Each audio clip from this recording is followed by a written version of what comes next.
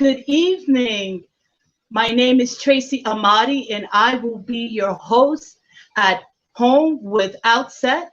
I appreciate you guys coming in, and I'm going to be with you for 3 episodes. One for February, March, and April at 6 o'clock Eastern time.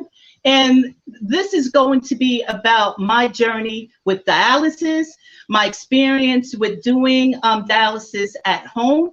And I'm going to stress through the 3 episodes that there is a life while you are doing dialysis. I am much more than a dialysis patient. Okay, I just want to give a shout out to Outset. They are a company located in San Jose, California, and they are the ones who manufacture the home dialysis device called Tablo, but I affectionately call her Tammy, and I make sure people know that it's spelled with the I-E. Like I said, that I am much more than a patient doing dialysis, a kidney disease. I not only do dialysis 3 times a week, I have a part-time job as an administrator at a landscaping business. I do that for 14 to 16 hours a week.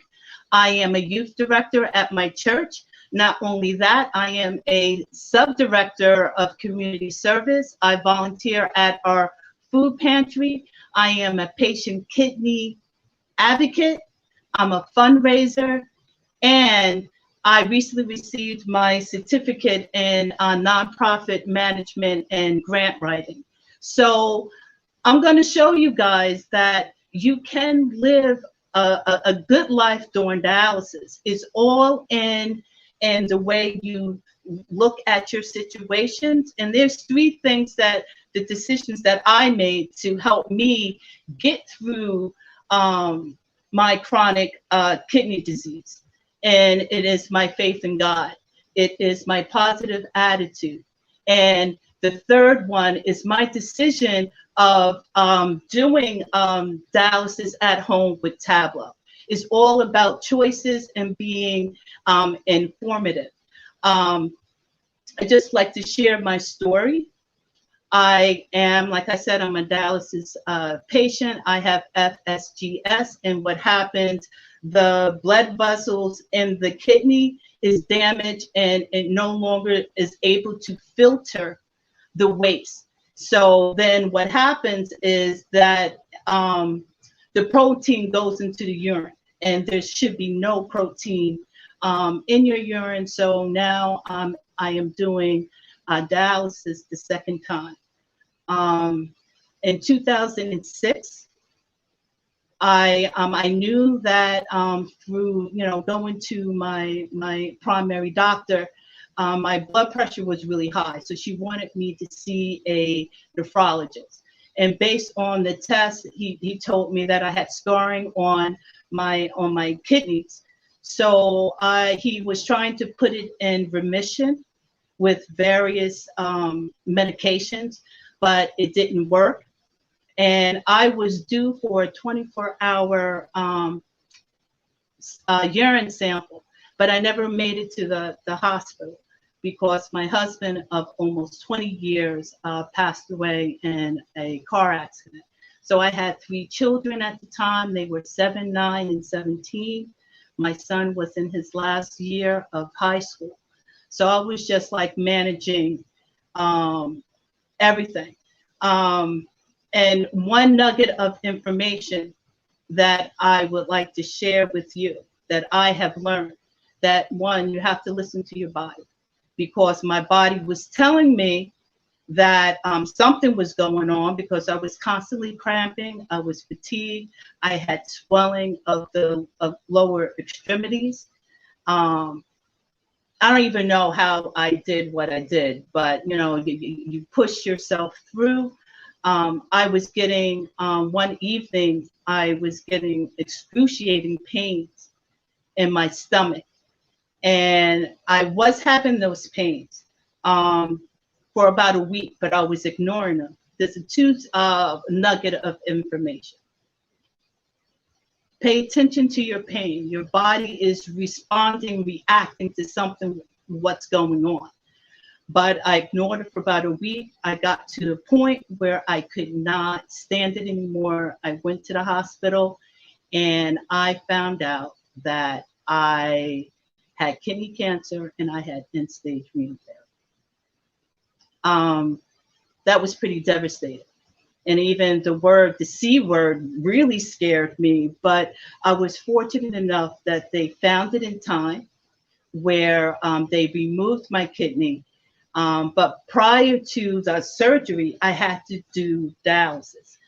I knew of dialysis. I knew that it was a machine for people whose kidneys failed and they needed the dialysis machine to filter the waste from their bodies, but I never knew what it looked like. I cried like a baby as they were wheeling me in, and I vividly see it now.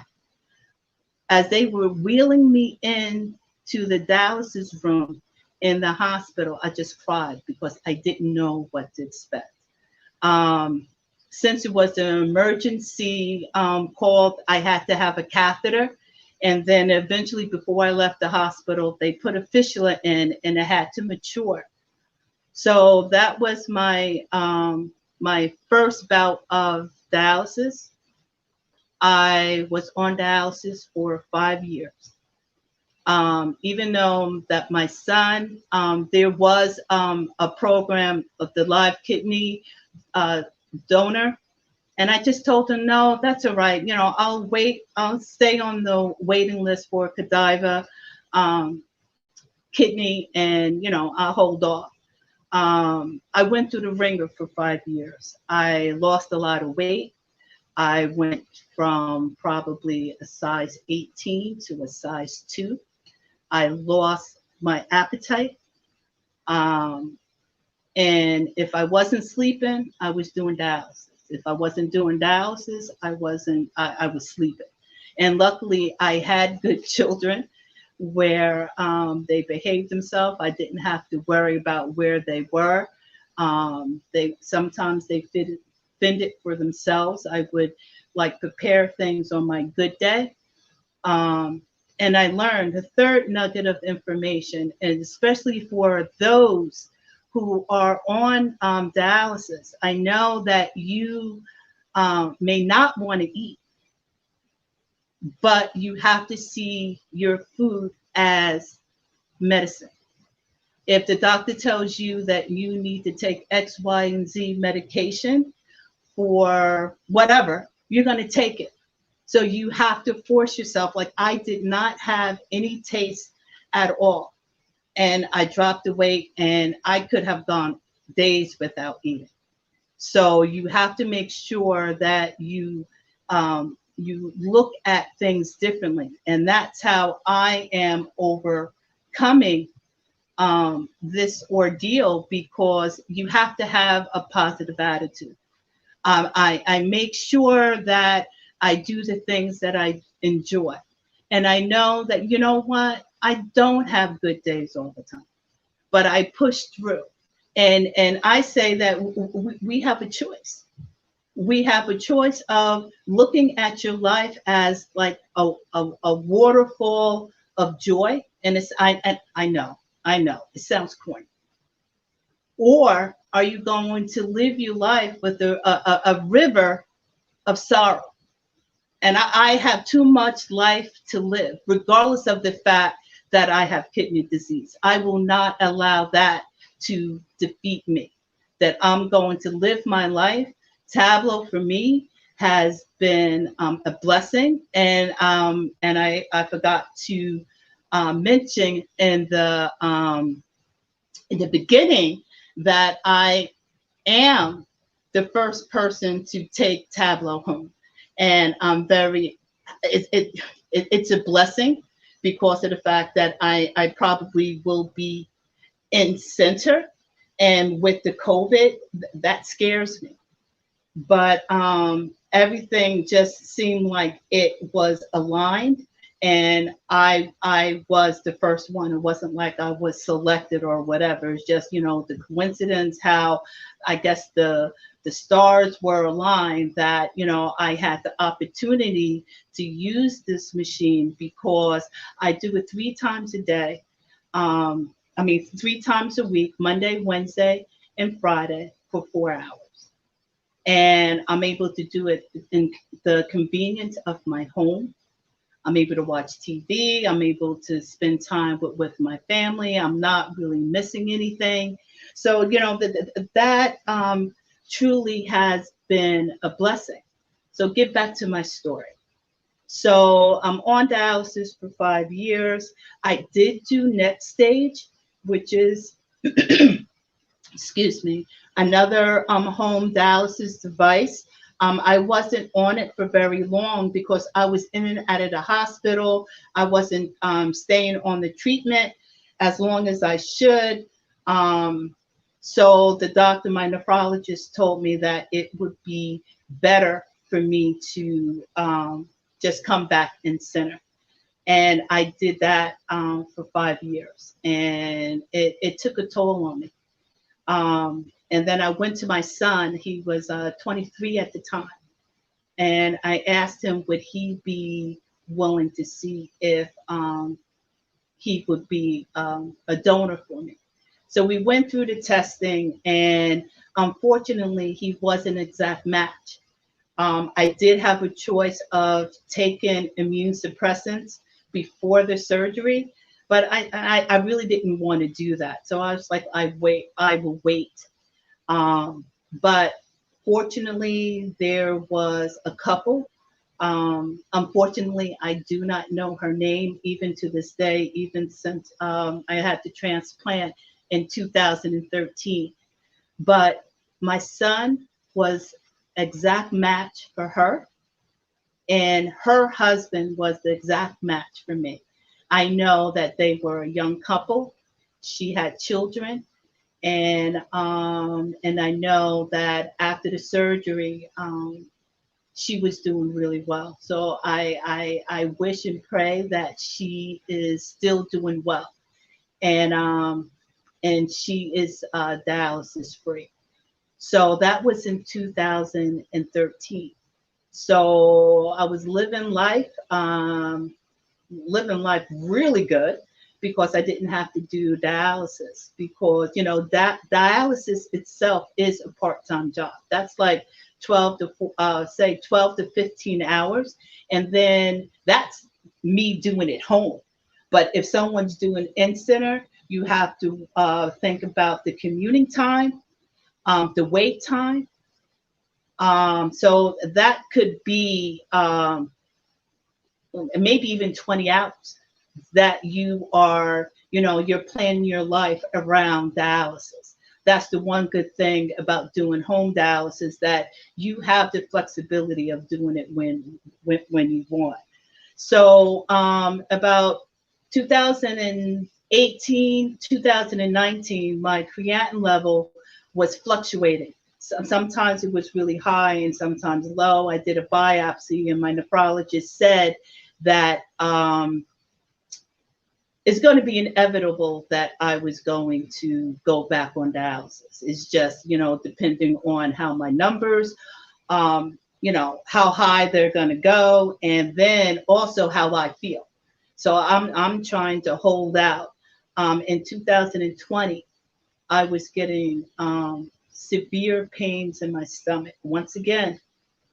And they were so unbearable. I got rushed to the hospital, and I found out that I had a bowel obstruction, and they had to remove 4 feet of my small intestines, and it knocked out the remaining kidney function. So April of 2020, I had to go back on dialysis. That was devastating because I would cry that I didn't want to do dialysis. I really, really didn't. And I remember talking to my nephrologist at St. Barnabas Hospital. That's where I received my transplant. I said, you know what? If you ever have to come back, come into the room to tell me that I have to go on dialysis, I said, put me in the straitjacket first, because I couldn't even fathom of going on dialysis. That was like the last thing I ever wanted to do. But the doctor did tell me when he informed me that it was inevitable for my that I was going to go back on dialysis. He says that there was a home dialysis device called Tableau, and the FDA had not approved it yet. So I said that, you know what, Dr. Cabaria, you do whatever you have to do to get me on that list, because I want to use it. I don't want to go in center. But he didn't have to do anything. And like I said, that the stars aligned, and I was able to be trained on Tableau. I did do dialysis in center for about 2 weeks, and then I went into training, and now I'm doing it at home. It's the best thing that I could have ever done. Like I said, that I am going to drive home in every single episode that there is a life during dialysis. You just have to make up your mind where you're going to put your mind, where you're going to put your head. You're going to, you're going to be miserable and keep on saying, well, it's a death sentence, I can't do anything. And I'm not saying that dialysis is going to be easy. It's not. But you take each and every day as it comes, and you try to see the blessing in it. There's always a blessing in your trials and tribulations, and you're not going to be alone. You have family. I have a good team at dialysis, a physician dialysis center in Somerville. My dialysis nurse, John, he is great. I know that I'm not in it, and I'm living my life to the fullest. And I just want to share my experience and tell you, just look at the options that are out there. In-center is not the only option that you have. That there is a home dialysis device called Tableau that can make a difference in your life. So I appreciate each and every one of you for coming on. I hope that you got something out of the story, my journey, and I look forward to next month going into details about how home dialysis work. That you will see. I will be setting up the machine, and depending on the time that you may even see me even be on the machine. A lot of people don't even know about home dialysis. They don't even know Tableau exists. And I just want to let you know that that is a great option. And I, in my philosophy, and you're probably going to hear this a lot, be in the know before you say no. And that's in anything that you do. So I wish everyone a good night, and I hope to that you guys will come on next month, and hopefully I'll get I'll be able to talk and see questions, and I'll be able to answer during the 45 minute session. So I wish everyone a good night, and be well. Thank you.